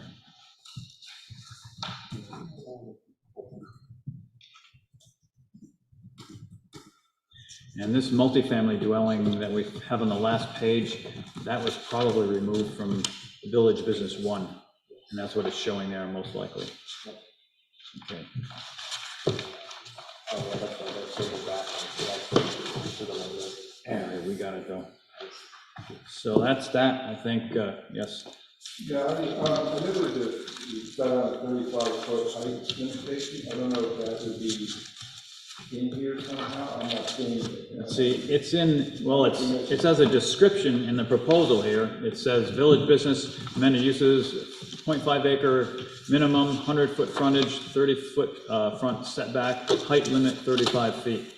Yeah, so But yeah, but it's not amended into the zoning is what you're saying. Yeah. And it isn't, so we can put it in that description of it right in the beginning. Let's see, page number 20. I keep on reading it, thinking it must be there.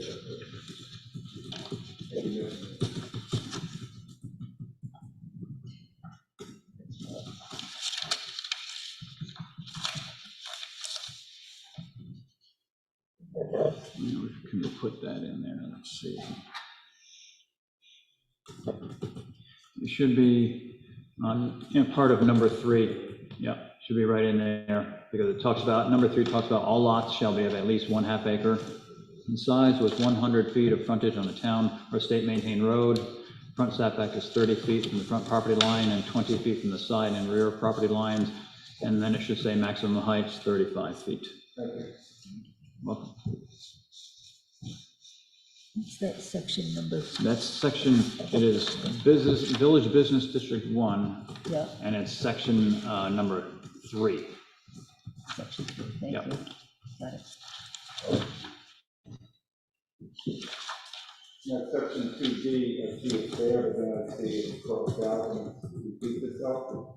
That means it would be down, right? Multi-family dwelling. I don't know where you're reading from. I'm reading, from the packet, it's, From the packet?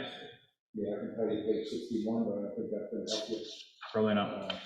So it's in the Village Business District 1, section 2, 2D. So I see 2, 2A, 2B, 2C, and then I see 2B again, and it's crossed out. So I just want to make sure it was crossed out. Make sure that B disappears. Yeah. Gotcha. Yep, that's crossed out. So under section 5, there's 2 twos. 2A is under the daycare facility. And you're reading from our packet? Yes. Okay. And you're on this Next to section? the last page. Okay. All right, yep, got it, section 5. Should the rest of that be changed just to say daycare by special exception and clear out the rest of that statement? Or does that not? And this is in number 2A, correct? You're reading Yes. from, this is one indoors and daycare facility. That's just, the rest is, the gasoline service stations, all that business is crossed out, right? It isn't on mine. Oh, it isn't? Oh, Okay. yes. It is on the one we're supposed to be reading, that's all crossed out, it's got a line drawn through it.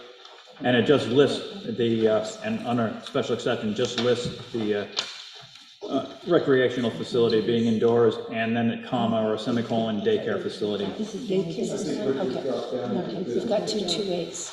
Oh, maybe, Well, it says village business district 1 and 2 uses. yep, uses, and then a village business district 1, but it is definitely crossed out here. Yeah, Look on the left, there's, 2A is duplicated, so it's one time on the left page and one on the right page. yeah, Rich is referring to this one. Oh, is he? Oh, okay. Yeah, Referring to he's this referring to one. the other That's one, where it right? says daycare. Yep, and that was under a different, that was regular business is what Right. that's under there. This is village business 1. Oh, okay. Oh, there you go.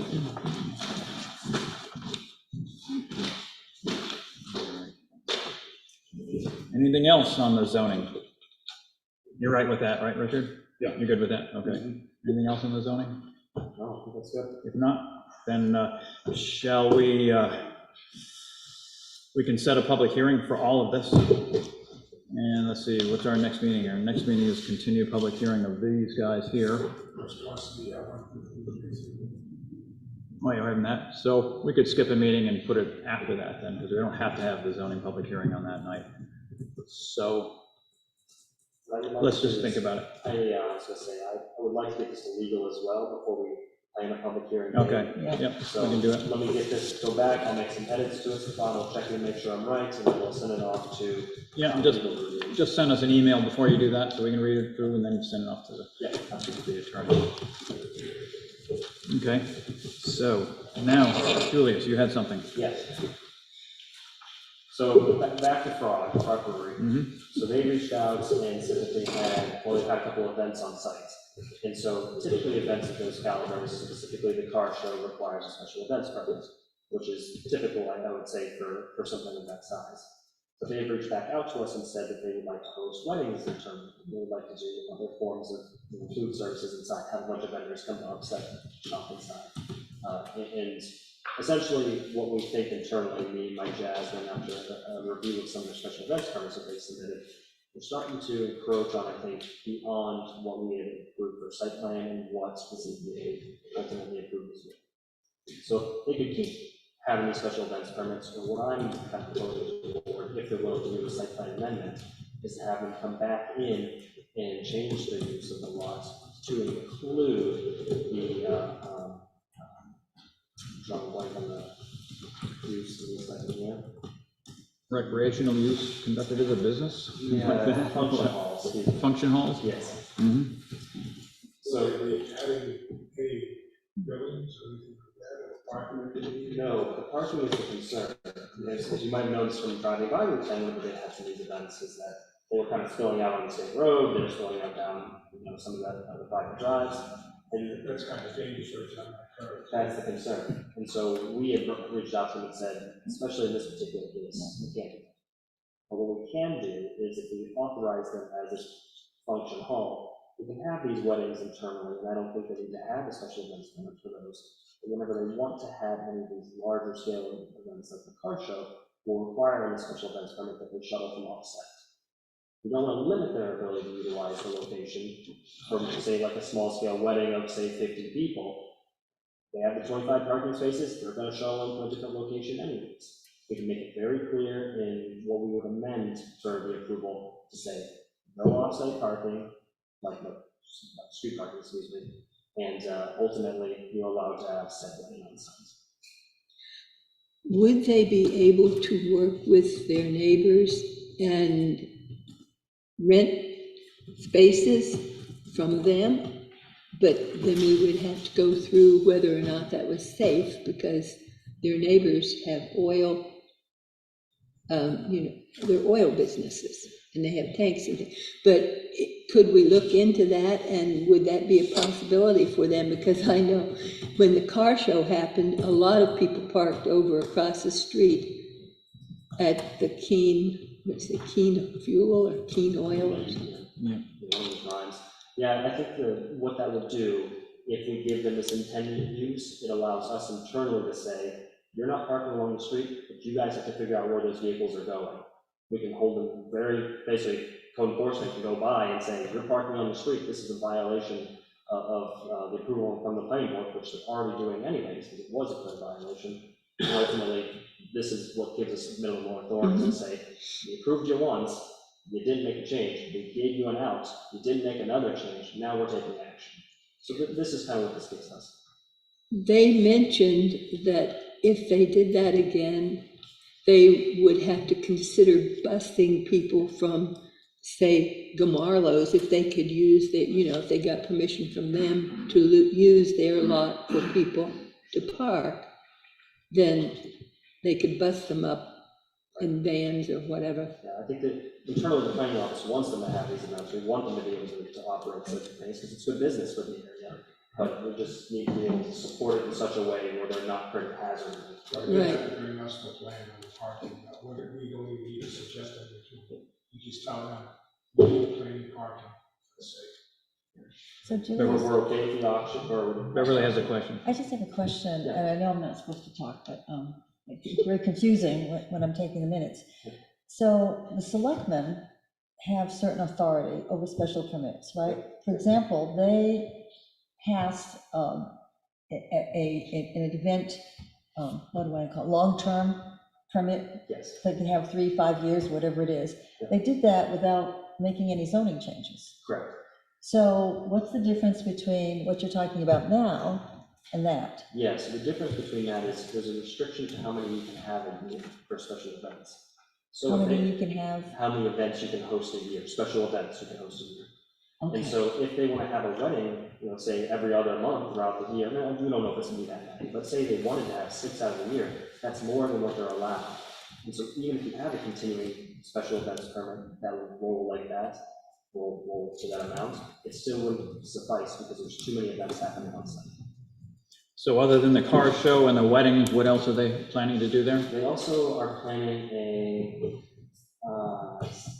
it's a food venture of sorts, baking fest. That's what it is. And so their whole internal space is going to be turned into 6, 7, maybe 8 different vendors coming in and offering different types of baking, which again is an interesting. Sign me up. But I don't think that's really what we had approved here. We approved the brewery, and that's what our notice of decision says. And they haven't served any food up until these events? I was gonna say, I'm pretty sure they have, but we had allowed that as well. We had some other minor modifications internally. Because this serving food, bacon's food, serving food, I can see them coming in for having it partially or, function hall as well as their brewery there, then they could, functions like weddings and things like that, that's fine. But the car shows, of course, would be a special event anyways. I think they have to have food, don't they? With a I think they brewery? do, I think they're supposed to. Yeah. So I don't know if the planning board really has anything, as long as that bacon thing is inside and they're fine with that. They're just using their building, I know we're kind of trying to align on if this would require that change in use or not. I think from my Jasmine perspective and my perspective, we've dealt with this. If they're getting really close to passing what is allowed for use. And if the board ultimately feels like this is the use that they intended, then we'll back off and we'll say, yeah, go ahead, guys. Continue doing this. The wedding is okay. We don't see an issue with that, and we'll draw the line at such. But I just feel like it fits more into the function hall language than it does the brewery language. I thought there was, in their plan, that there was outside hookups for food trucks, et cetera. one like out in the parking lot somewhere there. Yeah. It was, Or- yeah. I don't know, I can't remember if it was numerous or just one. I guess that's how they had figured on they were gonna handle their food part of the Right. equation with that, but maybe they're not doing that anymore inside. I'd like to see an update of what is going on and what they have planned. So What a you suggest sidewalk. we hold our next meeting? Yeah, right, when the site walk That's is right done. Preferably during their bacon part? Yeah, let the bacon eat. The biggest concern is the safety of the vehicles. Yeah. Packed on, Route 10 or Sawyer's Crossing. So we could have her come back in and we could just, we have to post it as a site plan modification if we're gonna include the language, or if the board's okay with, if they don't feel like we need to include that language. We could also have them just come back and speak to us about what is your parking situation, what are you gonna do whenever it overflows, give us a little bit more knowledge on that perspective, and we could operate that way. Administratively, we feel better with the functional portion, but we could also work elsewise. Really up to you guys. It'd probably be better all around for us and for them if they just came in and amended the site plan to include a function hall, then it's done. Somebody complains about it, you know, they've got a function hall there. So she comes in for an amendment to it, because it actually wouldn't be a modification, really, it'd be an amendment to the use. So, Stefan. I understand too, Oh. PD goes by and they see something that's parked in a dangerous situation, they can just tow it on the spot. Yeah, and it's supposed to be no off-street parking. I mean, I was on-street gonna parking. say, you advertise you're having a baking fest, you're gonna have a lot of people. Oh, yeah. Yep, probably so. My experience. What would you like to have her bring to submit to the board? I told her Bacon. with the bacon and the beer, anything else? I'm thinking Well, of plans, maybe. we already have a copy of the site plan, don't we? Correct. So we could just have a copy of the site plan here to take a look at it and discuss it that way. I don't think she really has to submit anything like that. I don't know about notification to abutters and all that stuff. It's an amendment, not a modification, but it still has to do with the neighbor, so it still should be notified, the abutters. So, This might be one of those scenarios where we're working with the applicants, where we internally feel the cost and we do it that way. And have- Yeah. we'll treat it as a modification, I guess, and then it'll just be noticed and set up for a public hearing. So something very similar, the next topic. So Lessers, if you remember the Four Seasons, it was the mixed-use structure that had, 5 residential homes built next Apartments, to, yeah. 10. yeah, along The the one out in the field there? What yes. is it?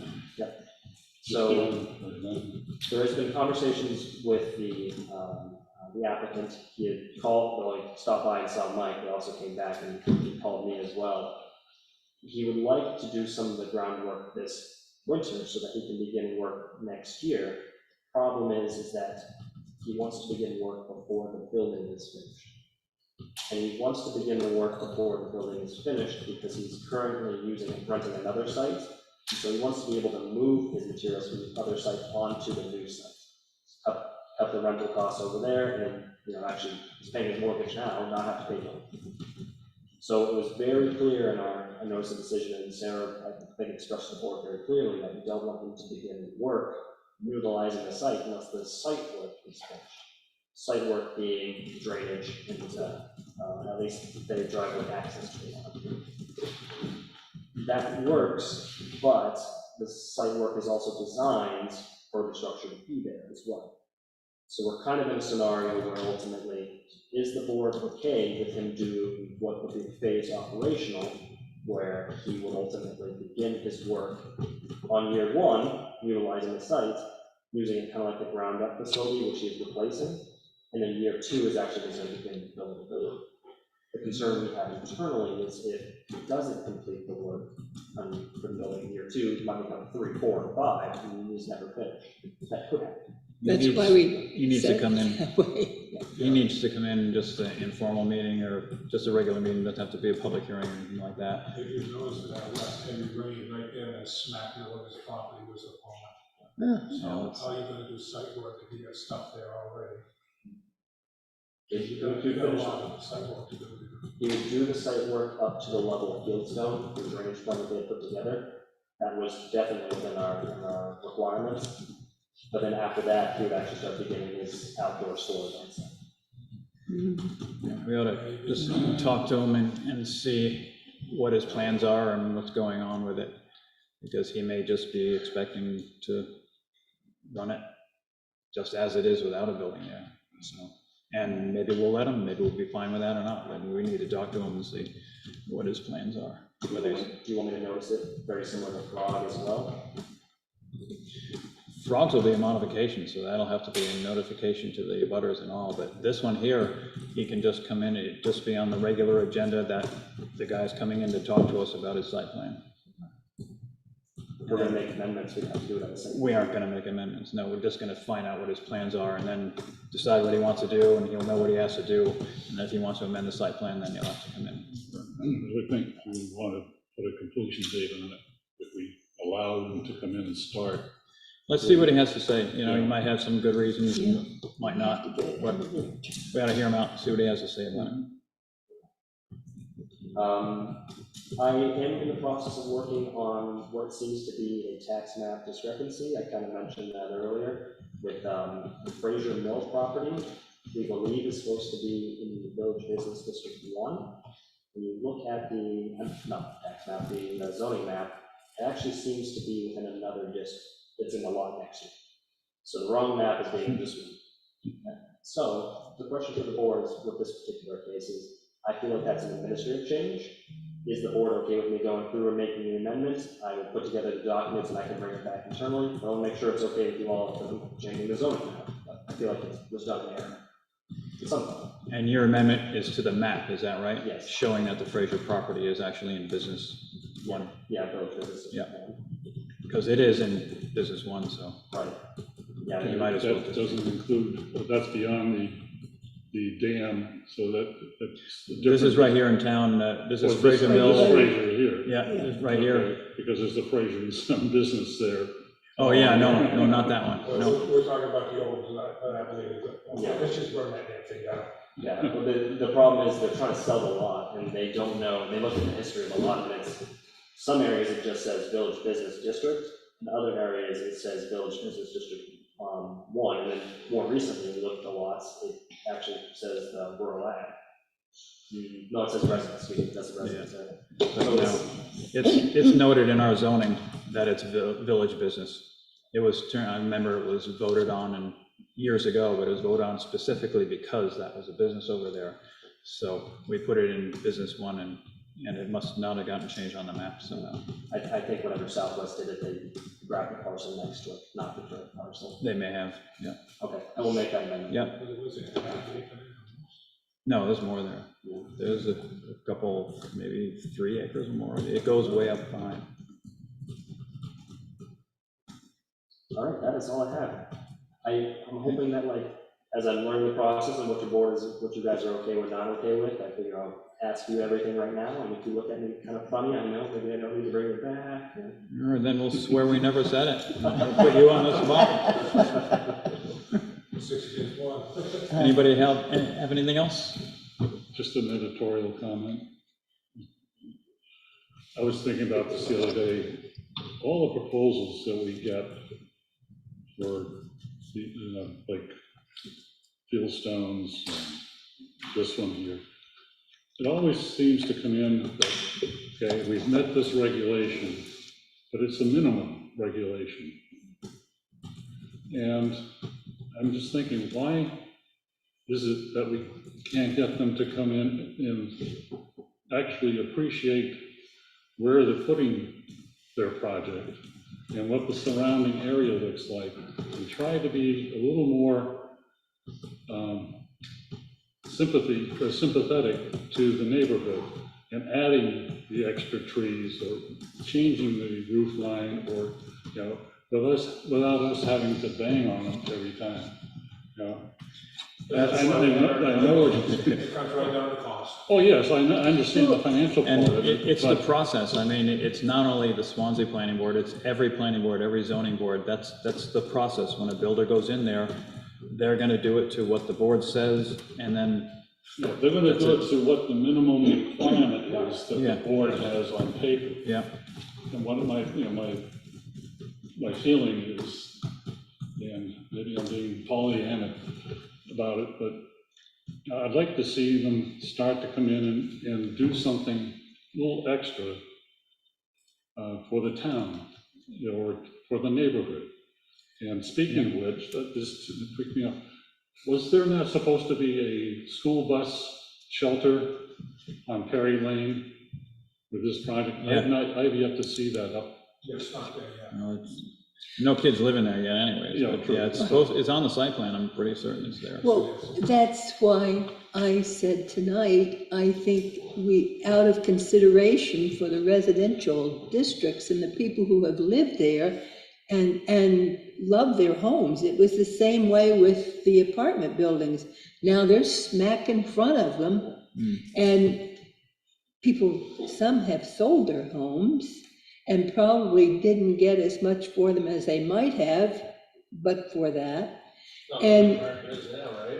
Yeah, and so maybe it's up to us to demand that there's more consideration for the existing community, because they are the existing community. And if you want to build something in an existing community, then have it be compatible.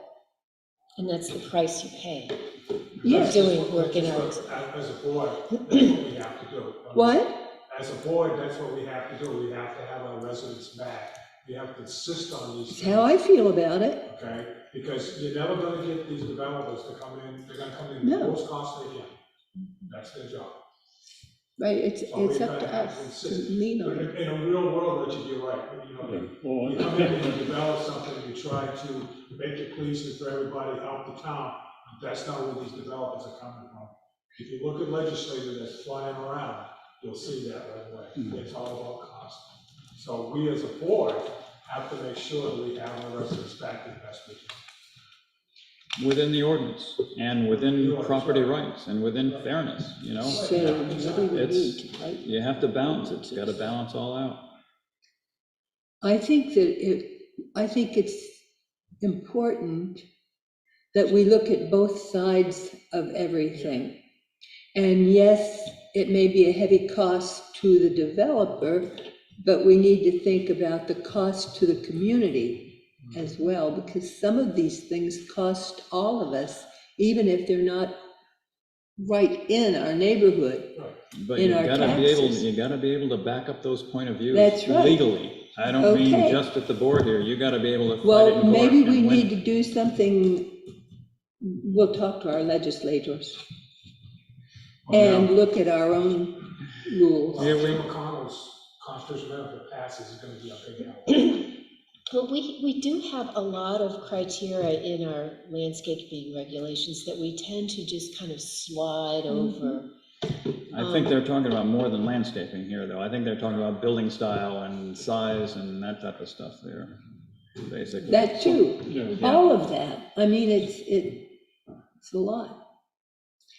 I don't know if that's something that we can create as far as, I hate to use the word regulation, but strongly encourage these people, when they come before us, to be a little more creative than minimum. You can ask.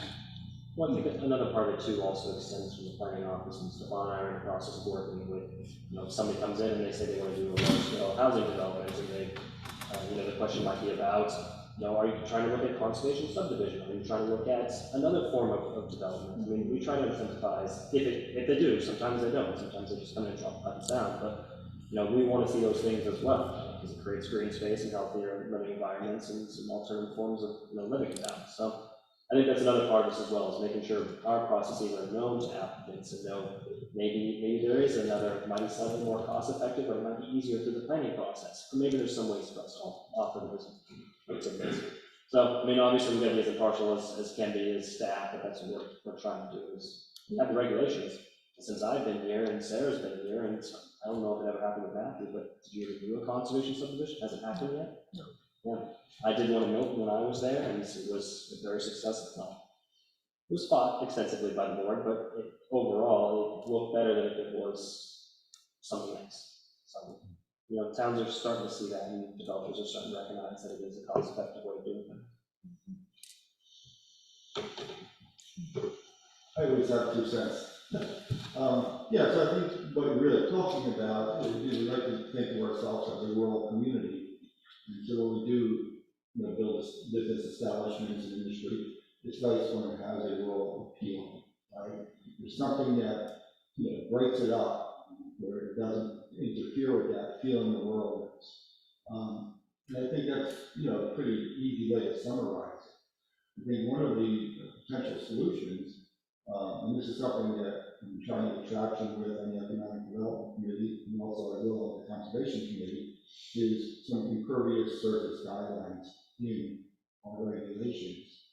And I would love for the board to consider that as well. I'd be, you know, willing to, it's just an idea. You look at all, you know, all the surrounding towns, you know, wherever they are, and see what guidelines exist. And there's some good ideas out there. I think it's pretty challenging because we have so many different size lots and different types of lots and different zones. But I think it's something that is not insurmountable. And I would love to be a part of working with any committee, any board on that, just because I think it really will help the community in the long run. I think, you know, I came from New Jersey, I lived in most of my life. I don't think there's a single town in New Jersey that does not have an impervious surface guidelines. And I think, you know, we get ahead of the curve here, we really do the town some justice. All right. Anything else? As soon as there's a spot on that board, we're going to join it. I figured you would. Anything else? Motion to adjourn by Brandon himself. Is there a second? Second by Richard Lane. Any further discussion? All those in favor indicate by saying aye. Aye. All those opposed? And we're adjourned. Richard, thank you for bringing that up. Yeah, thank you very much.